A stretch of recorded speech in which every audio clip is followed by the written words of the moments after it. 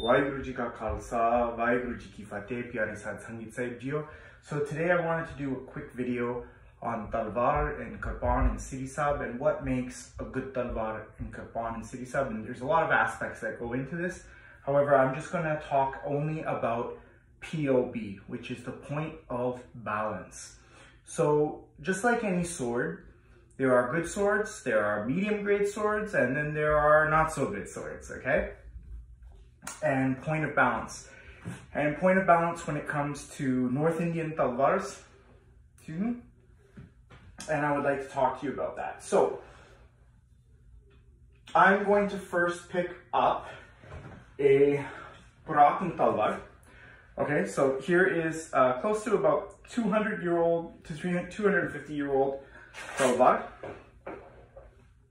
Okay, and what makes the point of balance is where you index the sword, so where you manipulate the sword from. So this is coming from a Shastra Vidya perspective, and Gatka, same thing. Okay, not that they are the same thing, but that the philosophy, okay, is the same. So here is the point of balance. This right here should be where the point of balance is. I've never seen a Tulwar with that. Okay, however though, there is an acceptable parameter when you travel up the blade. So in this particular Tulwar, the point of balance is right about there, which is two hands, right? Or two fists, I should say, from where you would index the sword. So this blade is not accurately balanced. It's still a good sword, great sword, Sarohi style blade. It's not actually it could be a real Sarohi. Not really. But it's an imitation Sarohi, right? But it's not a balanced blade. Okay. Moving on. Modern sword. Here is a Kirpan that was bought in Amritsar just recently. Within the today, it's 2023, so this sword's probably like a year or two old tops. And this is where we index the blade right here, and this sword balances right about there. So you can see that there's almost an inch in between my hand and the point of balance. It's not bad. It's fairly balanced. It's a little weighty, right? That's more so about the geometry and symmetry of the blade, but it does not dance. Having an accurate point of balance allows Indian swords to dance in the hand, and I'm going to give you a couple examples of that in a minute. Okay. Another example, actually let's move on to a well-balanced sword. So here I have an example of an antique Tulwar. Once again, imitation Sarohi style blade. And you gotta remember that just because it looks like a Sarohi doesn't mean it's a Sarohi, right? There are a lot of factors that go into what an actual Sarohi is. But here we have this line here represents the point of index, right? And when I turn this blade over, it balances right about there, right about there. Yeah, that's where it balances. And you can see it's once again one finger off. So this blade, it feels good because of the distal taper, but it really isn't indexed and it's not too nimble in the hand. It does kind of balance out, but there's still that gap. We're going to close that gap very shortly here. Now, moving on to my personal sword. So this is my personal Tulwar, okay? This was handmade for me in Rajasthan. So this line here, right where my thumb inserts underneath the handguard, that is the point of index. That is where I manipulate this sword. And this sword is super nimble, super light. And watch, here, it balances very close, definitely one hand. So you take your fingers, you line up on the point of index, and it's one thumb. And if you did it the other way, right?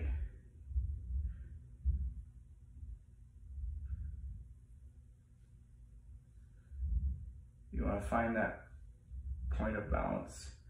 And here, look at that. That's a perfectly balanced weapon, right? So remember that the point of balance wants to be here in the index. And the way that you index this sword, so point of balance wants to be at the point of index, where you control the sword, okay? There's two more swords I really want to talk about. Cold steel. Oh. Cold steel, mwah, Waheguru. This is a cold steel Tulwar. This is one of the best swords that I own, okay? Here's the point of index, as we discussed. It's right here, wherever your thumb sits in here, boom, that's your point of index, and this sword dances. Now watch, when we have this POB, right, it balances right about there, and it is pretty much spot on. There's where my hand would go, there's my thumb, there's no space. This sword is super light, nimble, and dexterous. Everyone who trains with me knows that I'm a big fan of cold steel. I don't receive any compensation. I just believe in their work. I have many of their products, and they got this Tulwar absolutely right. This is the newer model, not the 1896 Light Cavalry. Okay, moving on. Here's a custom piece. Okay, so this is a Taksali style blade, not style, this is a Taksali blade in a custom handle. And it's quite beefy, okay? The bonks is right about here, okay? Right, there's the index point, and we look at the balancing point, and it's right about there. So quite a bit, you have another almost 2 inches from there. So 1 hand gap in between point of index is the maximum that you want to go for your point of balance. Obviously, you want your sword to balance right here. It's very difficult. I've never seen an Indian Tulwar to do that, period. Right, and I've handled a lot. If you have one, hey, great, all power to you. They're very uncommon. It's very hard. But the further that the POB goes out, the less nimble it can become for using it in a dancing-like function. So, last but not least, I am a big fan of Taksali blades. They do make some stuff that's like, right? However, for every 100, 20% are real gems. And this is one such case. This was purchased at one of the religious shops. You can find these in and out of Amritsar. And this sword is a dream. This sword, it flexes, it's tempered, it's perfectly balanced, right? So once again, our point of index is here, and when I hold the sword,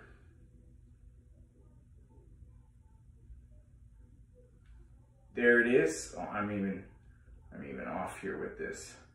There, and boom, you can see my hand fits in there. I got like maybe a ½ centimeter. Oh, but it's just, it dances like the old-fashioned ones. And I have better quality swords in there, but I really just wanted to bring these to light here. So that's when you are shopping for your Tulwar, and it's really hard today to find, you know, shopping online and whatnot, right? If you want to buy a cold steel Tulwar, I highly recommend it, but when you buy antiques or custom modern made pieces, look for the point of balance.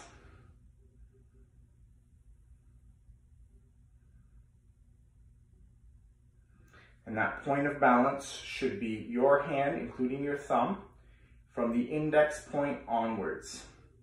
And there should be very minimal gap. In this case, I have 3/4 centimeter, and I'm off by 3. And the farther that point of balance goes out, your sword's just pretty, I don't know, it doesn't move, it doesn't dance. Obviously you can use it, but it's not made, Indian swords are made to dance, right?